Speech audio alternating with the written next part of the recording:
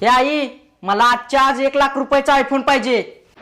पोराने एवढं मोठं घर बांधलंय कर्ज काढून आणि तुला कुठं आयफोन घेऊन द्यायचा रे? त्याने कर्ज कसं फेडायचा? चाल निघित दोन. हे ऐकलंस का? डबा आण ग माझा, कामाला जायला उशीर व्हायलाय. हे घ्या. ओ भाऊजी, येताना आठवणीने भाजी घेऊन या. बरं बरं आणतो. दादा थांब, मला तुझ्याबरोबर बोलायचं आहे. बोल की. कसल्याही परिस्थितीत मला आजच्या आज 1,00,000चा आयफोन पाहिजे. अरे कसं तर कष्ट करून मी आणि दादानं कर्ज काढून ही घर बांधलंय. त्यात दादा तिकडे राबतोय. तुझ्या कॉलेजची 30,000 फी भरायची आहे, मला 12,000 पगार. कुठं आणायचा 1,00,000चा आयफोन? राव दे सोड, जोपर्यंत मला आयफोन घेऊन देत नाही तोपर्यंत मी जेवणच करत नाही.